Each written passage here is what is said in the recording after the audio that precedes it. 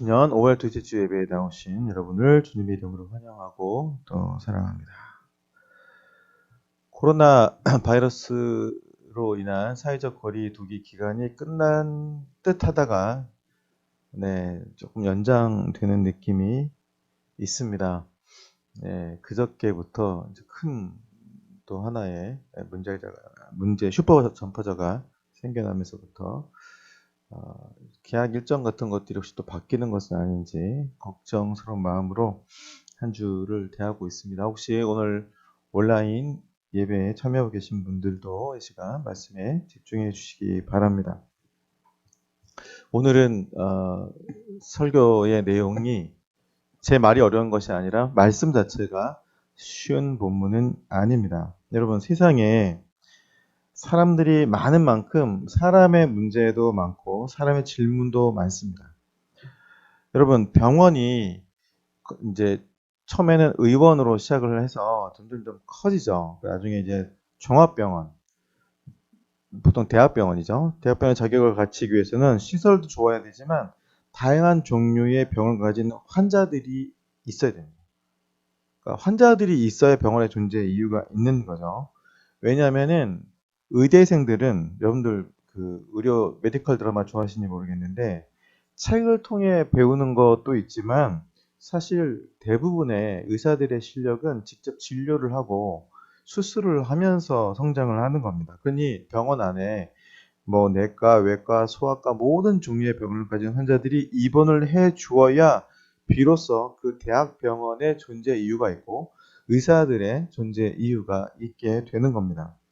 근데 사람의 병의 종류가 정말 다양하지만 목회자로서 또 신학을 공부한 사람으로서 제가 내리는 판단은 사람의 영적인 문제도 그만큼이나 다양하다. 우린 좀 쉽게 몇 가지 분류로 여러분 생각하실 것 같은데 제가 느끼는 목회적 임상학적 느낌으로는 사람의 영적인 문제가 오히려 병의 종류만큼이나 혹은 그 이상으로 다양하다. 여러분, 의대생은 대학에서 이런 병들을 공부할 수 있지만 신학생은 신학교에서 인간의 모든 영적인 문제를 공부할 수가 없습니다. 결국은 목회 현장에서 직접 부딪히면서 배울 수밖에 없어요. 여러분, 예수님께서 성령을 받기 전에는 떠나지 말라고 명하신 것은 우리가 교과서를 통해서 여러분 사람이 가지고 있는 영적 문제를 다 알 수가 없기 때문에 성령께서 그때마다 필요한 지혜를 주시고 위에서 내려주시고 깨닫게 하시고 문제를 해결할 수 있는 능력을 주셔야 우리가 비로소 제대로 사람을 도울 수 있기 때문에 그런 겁니다. 그러니까 성령을 받기 전에는 사실은 엄밀한 의미에서 여러분들 제대로 된 사역을 하기가 어렵습니다. 여러분들은 친하다고 생각하셨겠지만 여러분의 이웃, 여러분의 친구, 여러분이 아는 지인들은 생각보다 여러분이 전혀 알 수 없는 다양한 영적인 문제들을 가지고 있습니다.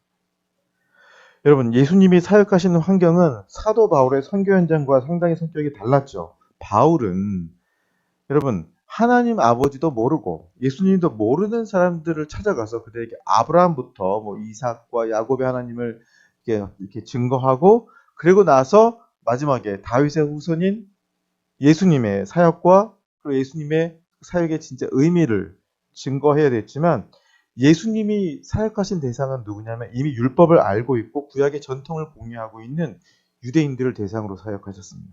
그러니까 사도 바울의 선교 사역과 예수님의 사역은 환경이 다른 거예요.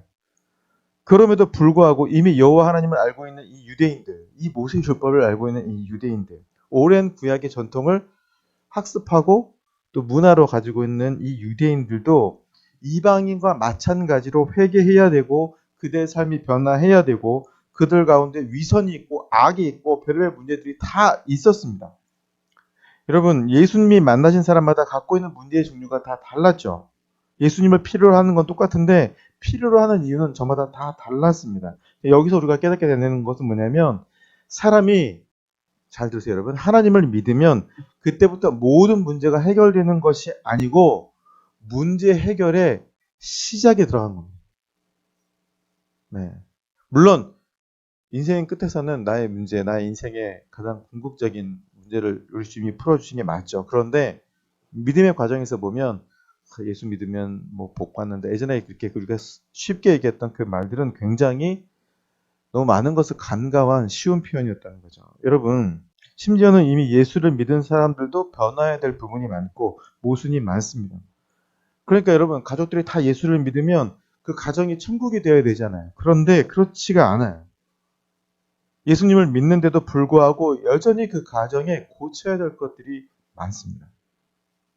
여러분, 예수님을 만난 유대인들은 이미 여호와 하나님을 아는 사람들이었습니다. 그럼에도 불구하고 예수님을 만났을 때 예수님의 도움이 필요치 않은 사람이 없었습니다.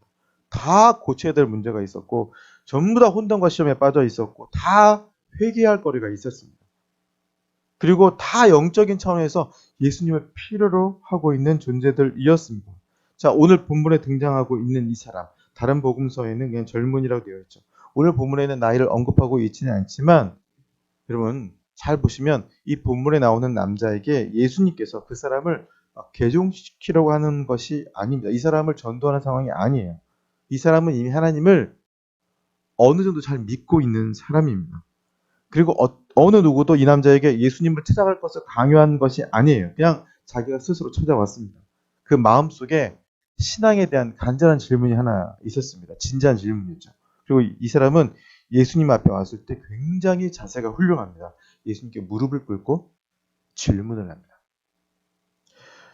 다시 정리를 하면 어느 누구도 이 사람을 강요해서 예수를 만나보라고 한 것도 아니고 자기가 스스로 찾아왔고 그 마음속에 진지한 신앙적인 질문이 있었던 사람이고 예수님을 대하는 태도도 바른 사람이었습니다.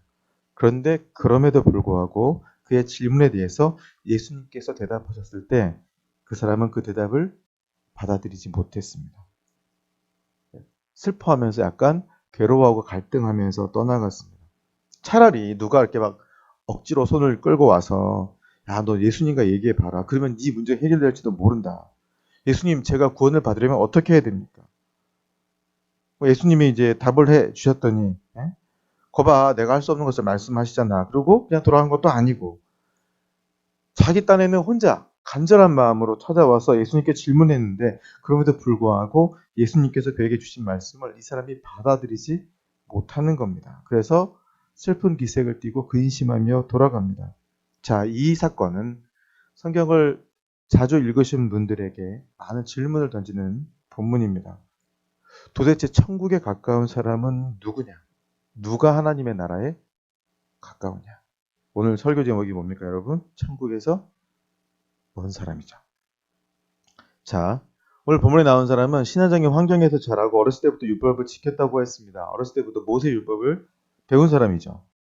천국에 가까워 보인 사람입니다. 우리의 기준에서 봤을 때 뭐 오늘날의 교회로 따지면 뭐 꼭 정확하게 비유할 수는 없으나 모태 신앙을 가진 기독교적인 가정의 분위기에서 잘 자랐고 어렸을 때부터 11조도 하고 주일날도 빠진 적이 없으며 가끔은 뭐 기부도 하고 어려운 사람도 돕고 하여튼 네, 잘 지키며 살았던 사람입니다.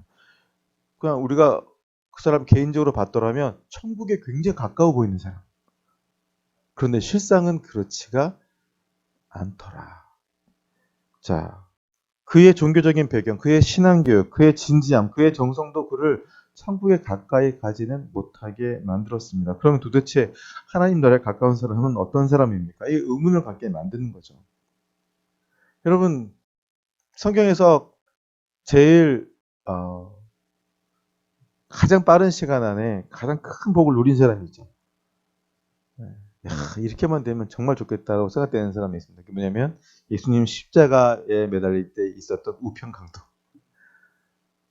십자가에 매달려 죽을 정도면 뭔가 되게 중차대한 어떤 범죄가 있었을 텐데 여러분 어떻게 됐습니까? 그 환경은 진짜 뭐 엄청 이제 죽음을 앞두고 있는 환경이지만 그 사람이 자기 옆에 달려있는 예수님을 보면서 에휴, 저 인간도 나랑 똑같이 죽네 이게 아니라 이렇게 했죠. 주님 나라가 임하실 때 나를 좀 기억해달라. 그 한마디에 예수님께서 오늘 네가 나와 함께 낙원에 있으리라고 약속을 하셨습니다. 여러분 안 부러우십니까? 삭개오를 한번 생각해 볼까요, 여러분? 삭개오는 당시 세리였잖아요. 일제시로 따지면 약간 매국노? 세금 거두는 일제의 명을 받아서 세금 거두는 뭐 그런 사람이었겠죠.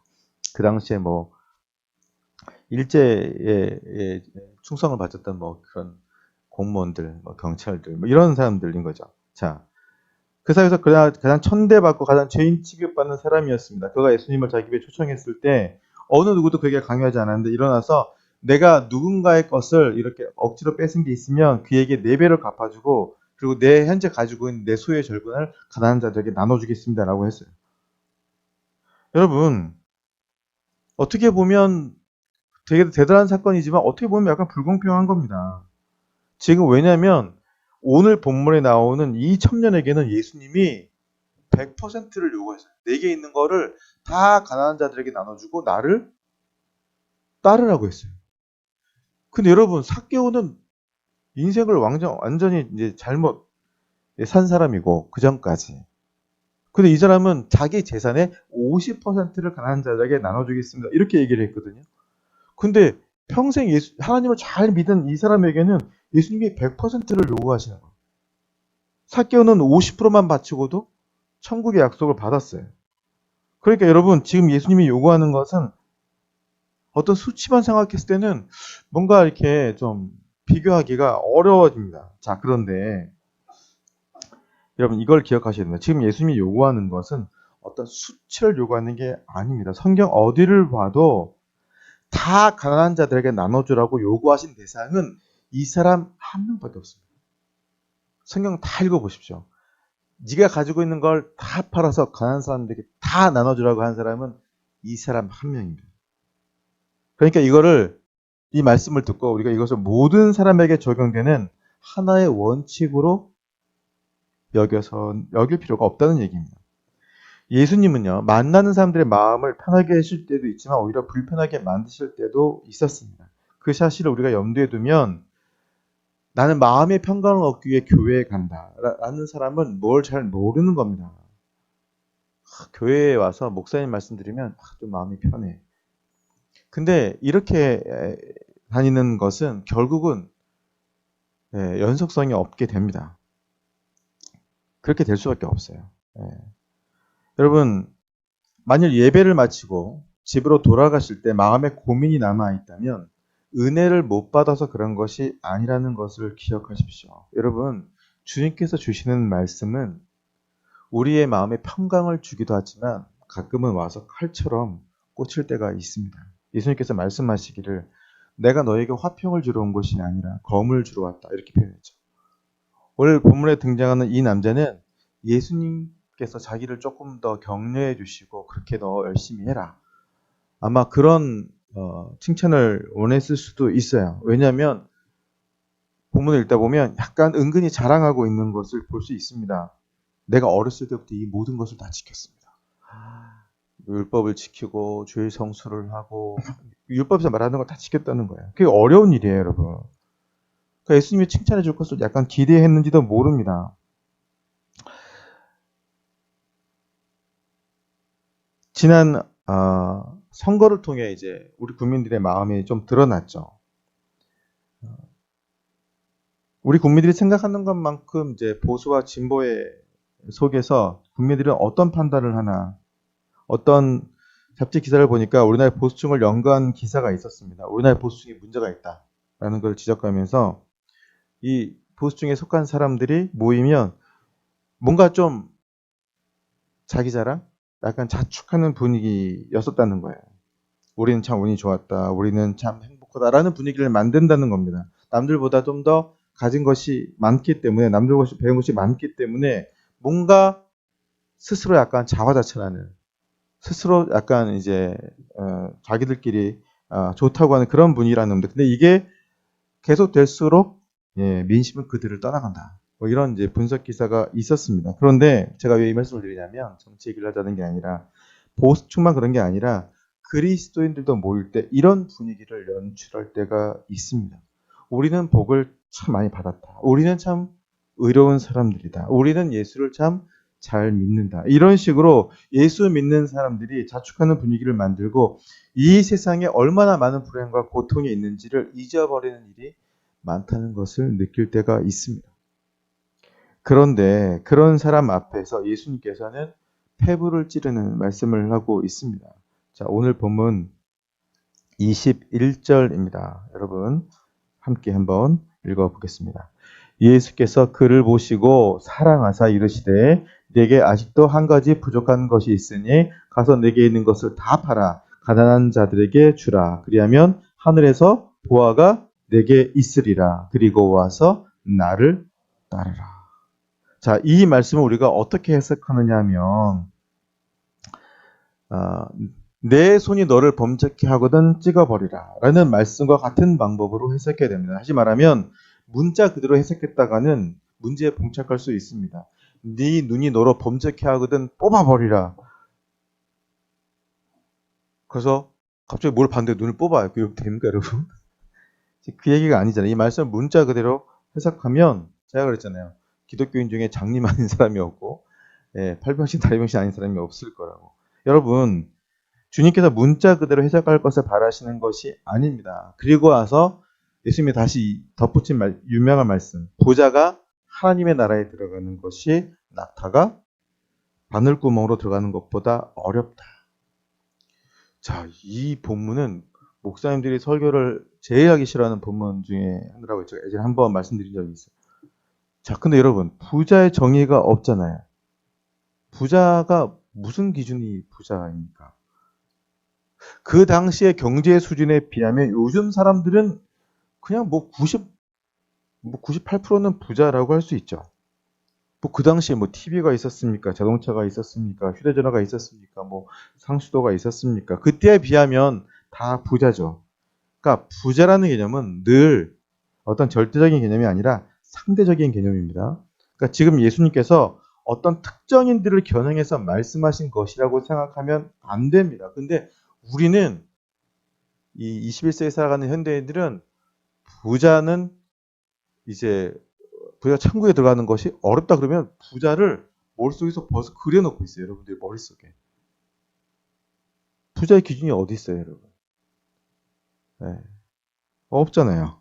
근데 우리의 머릿속에는 그런 갈등 구조가 이미 약간 만들어져 있어요. 여러분 머릿속에. 그래서 자꾸 한쪽이 생각을 하는 겁니다. 근데 예수님이 어떤 특정인들을 겨냥해서 말씀하신 것이라고 생각하시면 안 됩니다.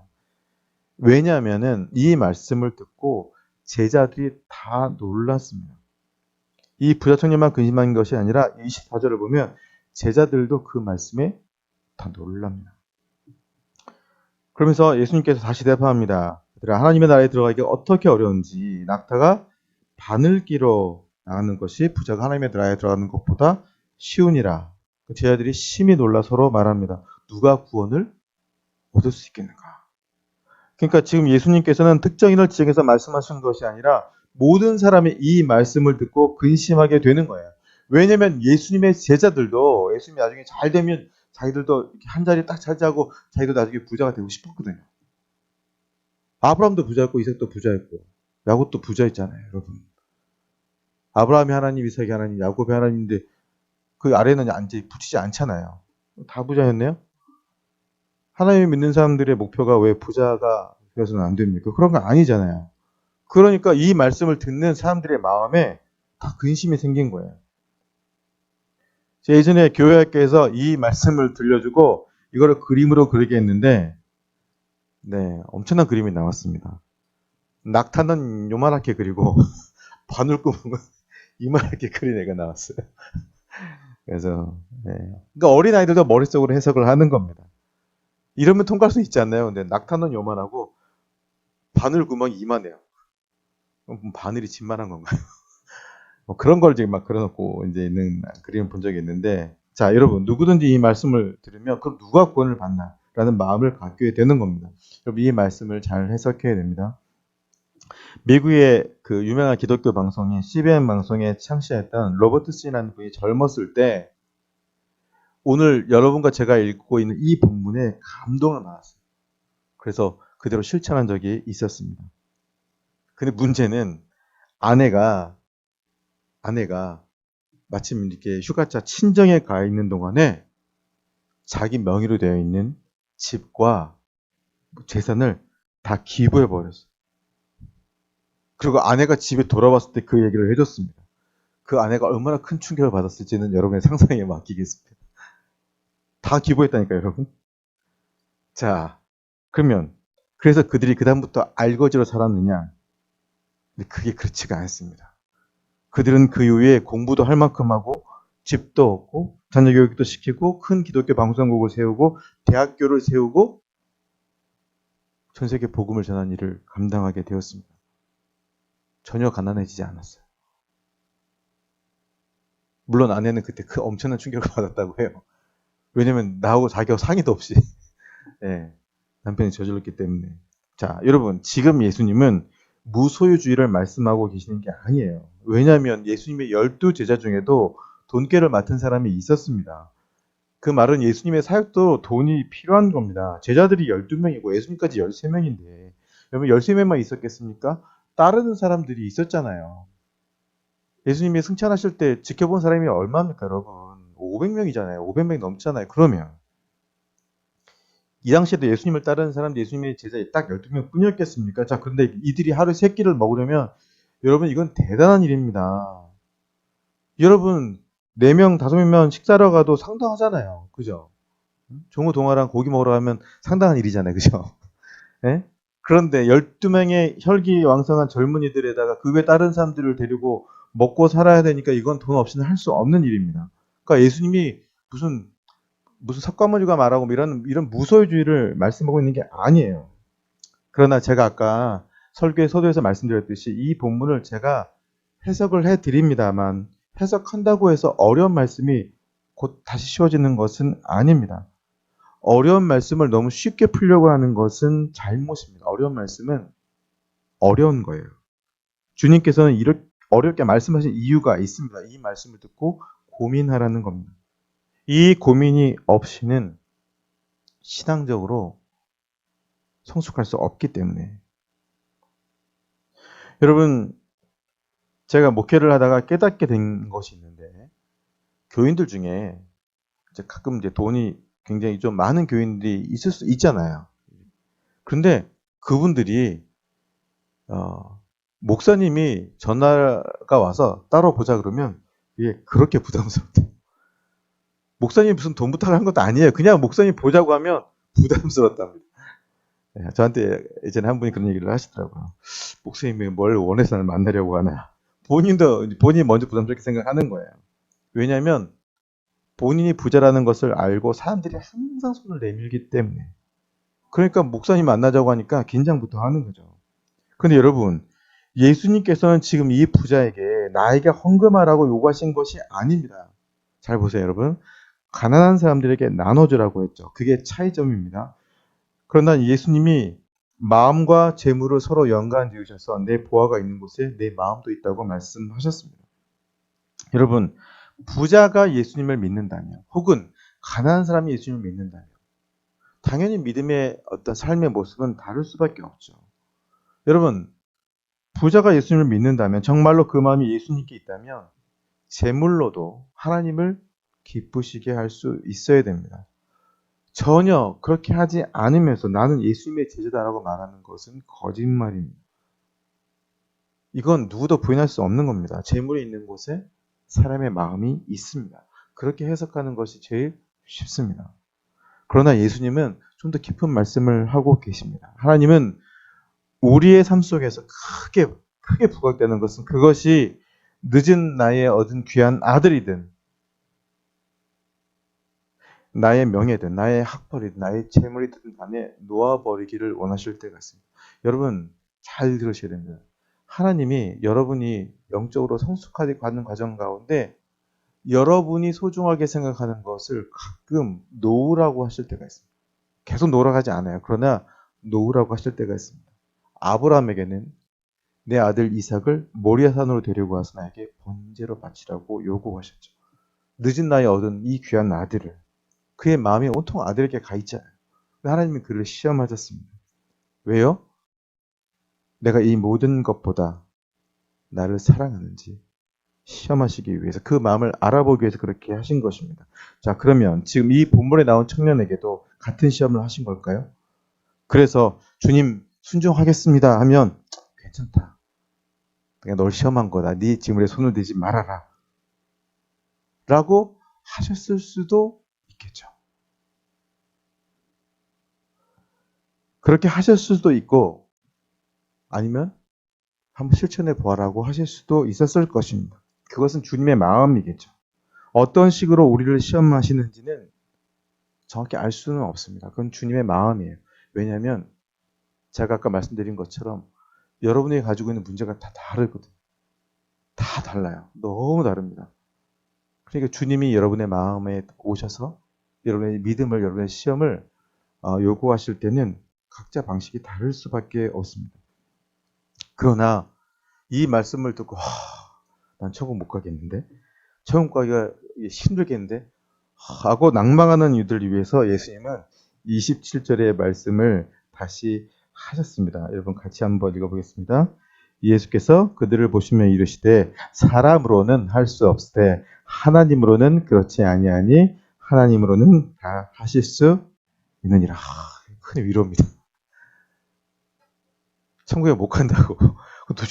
도대체 누가 그럼 천국에 갑니까? 그랬더니 예수님께서 마지막에 위로의 말씀을 던지셨습니다.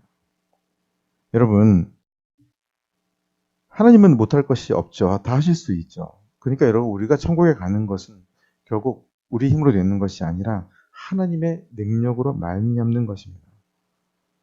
여러분, 천국을 못 갈 사람이 없어요. 못 간다면 본인이 결국 주님을 선택하지 않았기 때문에 그런 겁니다. 신앙을 선택하지 않았기 때문에 못 가는 겁니다. 하나님은 다 하실 수 있습니다. 부자든 가난한 사람이든 누구든 천국에 가게 할 수 있습니다. 다만 나는 예수를 잘 믿는다. 나는 이 모든 것을 이제까지 지키며 살았다. 나는 특별히 문제가 없다고 생각하는 사람에게 주님은 때로는 놀라운 그리고 고민이 되는 충격적인 질문을 시험을 하실 때가 있습니다. 나는 이제까지 하나님과 가까운 줄 알았는데 천국과 가까운 줄 알았는데 알고 보니 이방인과 별로 차이가 없구나. 이것을 이제 우리에게 깨닫게 하시는 겁니다. 그런 일이 있어서는 안 되겠죠. 우리 특히 사랑하는 성도들에게는. 여러분, 2000년은 일평생 예수님을 만날 기회가 한 번밖에 없었을 텐데 그 만남이 복된 만남이 되지 못한 것이 참 안타깝습니다. 근데 우리도 마찬가지입니다. 우리가 주님을 만나는 그 기회가 복된 만남이 되기 위해서 어떻게 해야 됩니까? 여러분, 준비되어야 됩니다. 주님이 여러분에게 주시는 시험은 다를 것입니다. 그러나 어떤 말씀을 하시든지 주의 뜻대로 하옵소서. 저는 주님을 신뢰합니다. 이렇게 믿음을 가지고 자기 자신을 비우고 주님을 만나는 그 사람은 이제 주님의 제자이고 천국에서 가까운 사람입니다. 여러분, 이 시험을 한 번은 이기셔야 됩니다. 모든 것이 순탄하게 나는 아무 시험 없이 좋은 믿음을 가질 수 있었다. 거짓말입니다. 그런 사람은 없습니다. 오늘 주님은 여러분에게 놀라운 얘기를 하셨고 또 위로도 주셨습니다. 오늘 여러분 이 말씀을 들으시고 한번 여러분의 믿음을 돌아보시고 나는 우리 집은 믿음의 가정이고 우리는 천국에 가깝다고 생각하셨던 분이셨다면 잠시 돌이켜서 오늘 말씀을 듣고 고민해 보시기 바랍니다. 나는 천국에서 가까운 사람인가? 먼 사람인가? 그 고민이 여러분의 믿음의 삶을 또 한층 고양시키는 귀한 고민이 될 줄로 믿습니다. 그리고 그것을 잘 이겨내셔서 주님이 보시기에 아름다운 주님이 축복하실 만한 여러분 귀한 믿음의 사람들 다 되시기를 예수님의 이름으로 간절히 축원합니다. 함께 기도하겠습니다.